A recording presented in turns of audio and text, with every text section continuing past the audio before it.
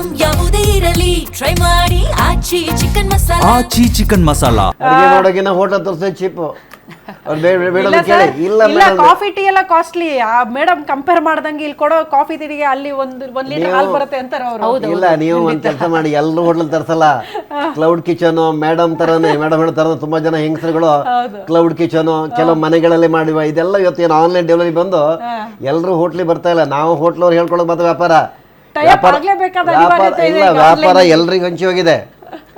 ನೀವು ಕಡೆ ಟ್ರಕ್ ಇದೆ, ಈ ಕಡೆ ಫುಟ್ಪಾತ್ ವ್ಯಾಪಾರ ಇದೆ, ಈ ಕಡೆ ಕ್ಲೌಡ್ ಕಿಚನ್. ಆಮೇಲೆ ತುಂಬಾ ಜನ ಗೃಹಿಣಿಯರು ಹಣಕ್ಕಂತಲ್ಲ ನೋಡಿ, ಹಣ ಸಂಪಾದನೆ ಅಂತಲ್ಲ, ಅವರು ತಮ್ಮನ್ನ ತಾವು ಬಿಸಿ ಮಾಡ್ಕೊಳ್ಳೋದಕ್ಕೆ ಕೆಲವೊಂದು ಕುಸಿನ ಬೇಕರಿ ಪ್ರಾಡಕ್ಟ್ಸು, ಕೆಲವು ಇಂಟರ್ನ್ಯಾಷನಲ್ ಕುಸಿನು, ಸಾಲಡ್ಸು ಇಂಥವೆಲ್ಲ ಮಾಡಿ ಹೈಜೆನಿಕ್ ಮನೆಯಲ್ಲೇ ಮಾಡೋದು ಹೈಜೆನಿಕ್. ಕೆಲವರು ಅದನ್ನು ತರಿಸ್ಕೋತಾರೆ. ಅರ್ಥ ಆಯ್ತಾ? ಇದು ಏನಾಗಿದೆ, ಒಟ್ಟಿನಲ್ಲಿ ಪ್ರತಿಯೊಬ್ಬರ ಹೊಟ್ಟೆ ತುಂಬಿಸುವ ಒಂದು ಸಮಸ್ಯೆ. ಜೇಕಬ್ ಸರ್, ಈಗ ಭಾರತದ ಮುಂದೆ ಇರುವಂತಹ ಆಯ್ಕೆಗಳೇನು? ಇಮಿಡಿಯೇಟ್ ಆಗಿ ಸಾರ್ಟ್ ಔಟ್ ಮಾಡ್ಬೇಕಪ್ಪ ಈ ಪ್ರಾಬ್ಲಮ್ ಅಂತ ಅಂದ್ರೆ ಏನು? ನಿನ್ನೆ ಒಂದು ಸುದ್ದಿ ನೋಡ್ತಾ ಇದೆ, ಅಮೆರಿಕ ಏನು ಪರ್ಮಿಷನ್ ಕೊಟ್ಟಿದೆ ಭಾರತ ಹೋಗಿ ರಷ್ಯಾದ ಹತ್ರ ತೈಲ ಖರೀದಿ ಮಾಡೋದಕ್ಕೆ. ಇನ್ಫ್ಯಾಕ್ಟ್ ವಿಪಕ್ಷಗಳು ಪ್ರಶ್ನೆ ಮಾಡಿದ್ ಸರಿ ಅನ್ನಿಸ್ತು. ಯಾಕೆ ಅಮೆರಿಕ ಪರ್ಮಿಷನ್ ಬೇಕು ರಷ್ಯಾದ ಹತ್ರ ನಾವು ತೈಲ ಖರೀದಿ ಮಾಡೋದಕ್ಕೆ ಅನ್ನೋ ಪ್ರಶ್ನೆಗಳು ಬಂದ್ಬಿಡ್ತು. ಪರ್ಯಾಯ ವ್ಯವಸ್ಥೆಗಳನ್ನು ಭಾರತದ ಮುಂದೆ ಇರುವಂತಹ ಆಯ್ಕೆಗಳೇನು ಅಂತ ಇದೊಂದು ಬಹಳ ಒಳ್ಳೆ ಕ್ವಶನ್. ಪರ್ಯಾಯ ಸ್ಥಿತಿ ಏನು?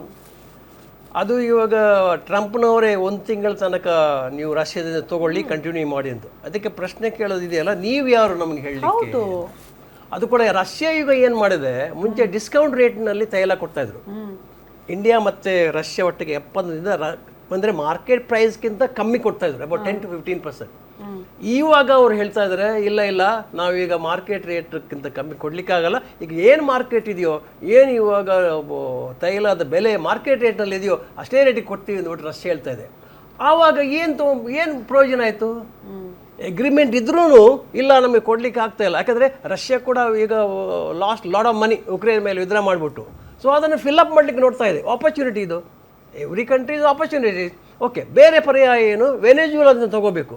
ಆದರೆ ವೆನೆಜುಲಾ ಆಯಿಲ್ ಇದೆಯಲ್ಲ, ಅದು ಸ್ವಲ್ಪ ದಪ್ಪ ಆಯಿಲ್. ಅದು ಇಲ್ಲಿ ಇವರು ಪ್ರೋಸೆಸ್ ಚೇಂಜ್ ಮಾಡಬೇಕಾಗತ್ತೆ. ಆಮೇಲೆ ವೆನೆಜುಲಾದಿಂದ ಬಂದು ಈ ಆಯಿಲನ್ನು ಪ್ರೋಸೆಸ್ ಮಾಡುವಷ್ಟರಲ್ಲಿ ಇಲ್ಲಿ ನಿಮಗೆ ಇನ್ನೂ ತೊಂದರೆ ಆಗುತ್ತೆ. That processing time takes more. So ಇದರಿಂದ ಏನು ಪರ್ಯಾಯ ಸ್ಥಿತಿ ಕಂಡುಕೊಂಡ್ರೂ ಈಗ ಎಷ್ಟು ದಿವಸ ಯುದ್ಧ ನಡೆಯುತ್ತೆ ಅಂತ ಹೇಳಲಿಕ್ಕಾಗಲ್ಲ. ಈಗ 11ನೇ ದಿವಸ ಇತ್ತು. ಇವಾಗ ಹೊಸ ಕಮ್ಯುನಿಯವರ ಮಗ ಬಂದರಿಂದ ಅವನು ಇನ್ನೂ ರಾಡಿಕಲ್ ಇಸ್ಲಾಮಿಕ್ ರ್ಯಾಡಿಕಲಿಸಮ್ ಇಸ್ ಜಾಸ್ತಿ. ಫಾದರ್ಗಿಂತ ಇವನು ಜಾಸ್ತಿ. ಯಾಕಂದರೆ ಇವನು ಹೊರಗಡೆ ಬಂದೇ ಇರಲಿಲ್ಲ. ಈ was developing his own army. ಅಲ್ಲಿ ಸಿಸ್ಟಮ್ ಹೆಂಗಿದೆ ಅಂದರೆ ಇರಾನ್ನಲ್ಲಿ it is not the only Khomeini manage ಮಾಡ್ತಾ ಇದ್ರಲ್ಲ, ಕೊಮಿನಿ ಆರ್ಮಿ ಮಾತ್ರ ಅಲ್ಲ, ಅವರೊಂದು ಸ್ಟ್ರಾಂಗ್ ಕೊಮಿನಿಯವರದೇ ಇಸ್ಲಾಮಿಕ್ ಒಂದು ಆರ್ಮಿ ಭಾಳ ಸ್ಟ್ರಾಂಗ್ ಆಗಿದೆ.